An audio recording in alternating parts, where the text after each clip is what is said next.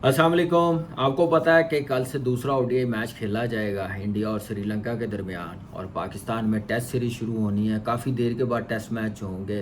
क्या टीम होगी, क्या प्लेइंग साइड होगी, क्या 15 अनाउंस करेंगे सिलेक्टर। जेसन गिलेस्पी जब पाकिस्तान आएगा तो उस वक्त क्या डिबेट किन लड़कों पे होगी, वो मेरी नज़र में है कुछ 4-5 लड़के, उन पे बात करते हैं। पहले बात करते हैं जो कल ओडीआई मैच खेला जाएगा।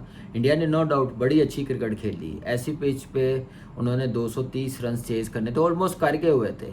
थोड़ा सा रिलैक्स हुए जिसकी वजह से पार्टनरशिप ऐसी नहीं लगी। कोई एक बैट्समैन इतनी लंबी बैटिंग लाइनअप में कोई मैच फिनिश कर नहीं सका। जैसा प्लेटफॉर्म सेट कर दिया था 230 चेज़ करने में, जैसे रोहित ने ओपनिंग पार्टनरशिप लगी है, जैसे उसने 58 रन्स बनाए हैं, तो वो मेरे ख्याल से जहाँ पे आउट हुआ तो प्रेशर आया। उसके बाद फिर आपको पता है कि विराट कोहली जैसे लेग बी फोर हुआ है, एकदम उसने मोमेंटम पकड़ा, अच्छा खेलना शुरू हो गया था, लेकिन छोटी सी गलती की वजह से लेग बी फोर हुआ, तो प्रेशर फिर बैटिंग लाइनअप पे आता गया। लेकिन बैटिंग लाइनअप ऐसी नहीं थी कि 230 ना कर सके। वो जैसी बैटिंग लाइनअप थी, आप देखें 8वें नंबर पे जाके अक्षर पटेल और दुबे को खिलाया गया। अब ये सोचना पड़ेगा, अब T20 में आप ऐसे चांस लेते हैं कि अक्षर को आप नंबर 4 भेज देते हैं, लेकिन वनडे में आप ऐसे रिस्क नहीं ले सकते। वनडे में जो सॉलिड होता है बैट्समैन, जिसकी टेक्निक, जो उस प्रेशर में खेला, आप उसी के साथ जाते हैं। श्रेया अय्यर या के राहुल को आप ना भेजें और वाशिंगटन सुंदर को भेज दें, तो फिर आप नज़र आते हैं कि पैनिक हो गए हैं, आप पे प्रेशर आ गया, आने वाले बैट्समैनों पे प्रेशर आ गया, फिर वो जल्दी आउट हो गया, तो फिर आने वाले बैट्समैनों पे प्रेशर नज़र आया, जैसे 20, 23, 30 पे आउट हो रहे थे। तो ये प्रेशर, क्योंकि फिर एक बैट्समैन जो जिस मौके पे चाहिए होता है टेल के साथ खेले, क्योंकि ये दोनों बैट्समैन भी अच्छे हैं, तो फिर वो टेल भी अंडर प्रेशर आती है, वो प्रेशर नज़र आया। और वनडे साइड में आप 3-3, 4-4 ऑलराउंडर नहीं खिला सकते, एक आधा आप खिला सकते हैं। और मेरे ख्याल से वाशिंगटन सुंदर, मैंने पहले बात की थी, और अक्षर पटेल, ये दोनों एक ही टाइप के हैं। ये वाशिंगटन सुंदर नो डाउट बड़ा ज़बरदस्त बॉलर है, इतना आप उसको थोड़ा सा तीसरा मैच खिलाते तो ज़्यादा अच्छा होना था। रेयान को आप खिला सकते थे, चल रेयान को भी नहीं खिलाया।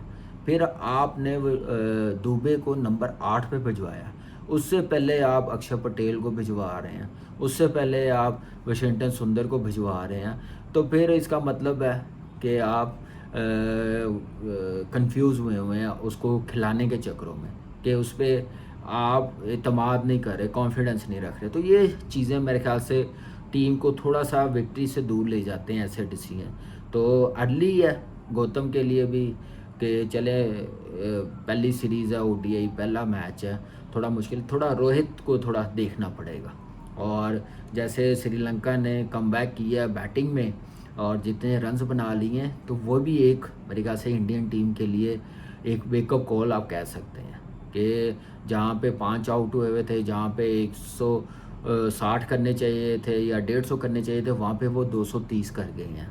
वीना लागा के जो रन्स हैं, हसरंका के जो रन्स हैं, वो मेरे ख्याल से जैसे आउट कर लिए थे, उन्होंने अच्छी बैटिंग की है, लेकिन वहाँ पे मुझे लग रहा है रिलैक्स हुए, शुभमन गिल को बॉलिंग करवा ली।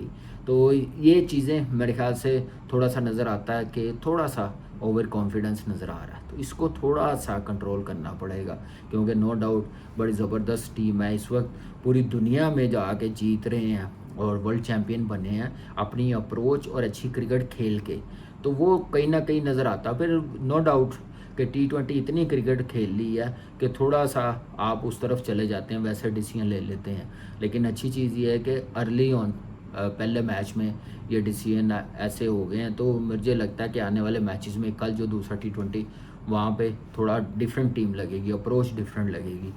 बड़ी टीम है, फार बेटर टीम है, और श्रीलंका ने जो करना है वो सबको पता है कि बैटिंग में रन्स करने कितने इंपॉर्टेंट है। और अब पाकिस्तान जो टेस्ट सीरीज़ शुरू हो रही है, आपको पता है कि क्या टीम होनी चाहिए। अभी टीम तो मैं बनाऊंगा जब सिलेक्टर अनाउंस करेंगे, उससे एक आध दिन पहले। टेस्ट मैच आपको पता है कि अभी बड़े दूर हैं, लेकिन ये है कि डिबेट किस पे होनी चाहिए। सिलेक्टरों की टीम बनी हुई है, 3-4 लड़के हैं, क्या वो होंगे या नहीं होंगे, वो भी डोमेस्टिक के परफॉर्मेंस। मोहम्मद हुरैरा तीसरा ओपनर होगा या नहीं होगा, साहिबजादा फरहान है, इन दोनों के बीच में टाई है। मेरे ख्याल से साहिबजादा फरहान ओडीआई क्रिकेट के लिए मैं समझता हूँ बड़ा ज़बरदस्त है, वहाँ पे उसको पहले खिलाना चाहिए। मोहम्मद हुरैरा को टेस्ट मैच में ज़रूर रखना चाहिए। उसके बाद स्पिनर्स इब्रार तो होगा, उसके साथ कौन से स्पिनर्स होंगे? नुमान अली होगा या मेहरान मुमताज़ होगा, ये दोनों में से एक।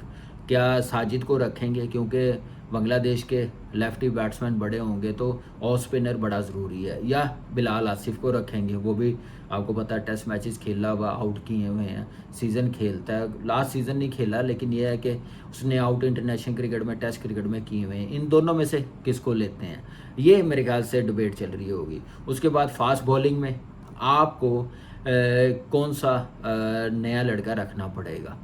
आमिर जमाल अनफिट है, काउंटी क्रिकेट में खेलने गया हुआ था, एक मैच खेलने के बाद बिल्कुल नहीं मैच खेला और इंजरी में वो रहा। और उसके बाद देखना पड़ेगा कि क्या वो टेस्ट मैचेस से पहले फ़िट हो जाएगा। मेरे ख्याल से इस सीरीज़ में बड़ा मुश्किल नज़र आ रहा है।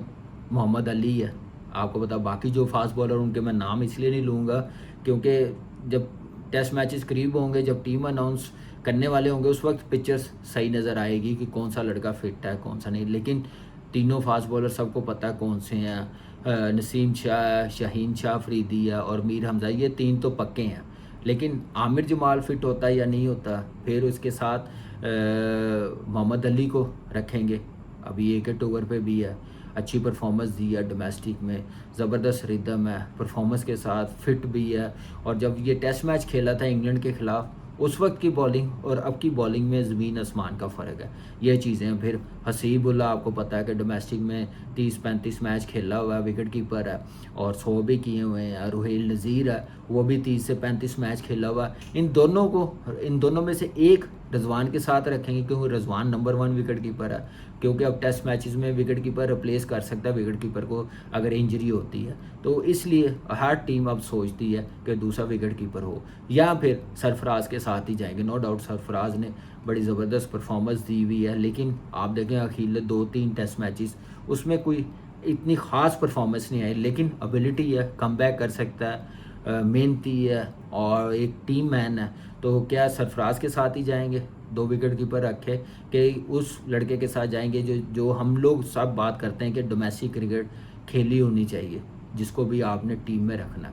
तो अब देखते हैं इनमें से अब किसको रखते हैं, क्या सिलेक्टेड टीम अनाउंस करते हैं, कप्तान और कोच का झुकाव किस तरफ है, किन लड़कों के साथ है जो मैंने बात की है, जिनके नाम लिए, जिन पे बात की है, वो क्या सोचते हैं, किसको लेना चाहिए।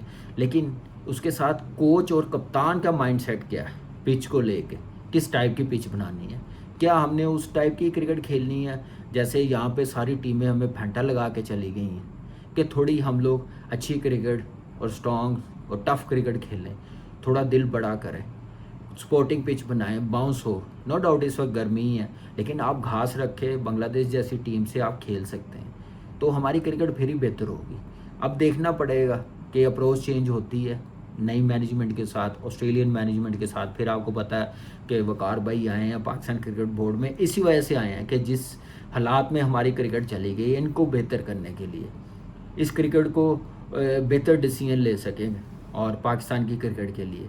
क्या वो भी फास्ट बॉलर्स की प्रॉब्लम समझते हैं, क्या चीज़ें होनी चाहिए, किस टाइप की पिचेस होनी चाहिए, क्या उनका अमल दखल होगा?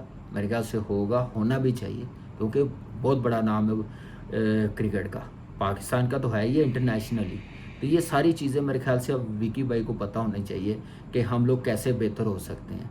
वो उसके लिए डिसीजन लेने स्ट्रॉन्गली बड़े ज़रूरी हैं, जिससे बेहतर हो सके पाकिस्तान की क्रिकेट, क्योंकि दुनिया की क्रिकेट बहुत आगे चली गई है, हम बहुत पीछे चले गए हैं, सिर्फ इस वजह से कि हम लोग डर के क्रिकेट खेल रहे हैं, कोई अच्छी प्लानिंग के साथ, अच्छी गेम अवेयरनेस के साथ नहीं खेल रहे। तो ये सारी चीज़ें हमें देख के फिर ये डिसीजन लेना पड़ेगा, फिर जाके हम लोग क्रिकेट खेलेंगे अच्छी, और टीम भी और प्लेयर्स को भी पता चलेगा, क्लैरिटी मिलेगी उनको कि हम लोगों ने करना क्या, जो जिन हालात में क्रिकेट चली गई है इनको ऊपर कैसे लेके आना। वो ऐसे ही लेके आना कि थोड़ी दिलेरी वाले डिसीजन लेने पड़ेंगे।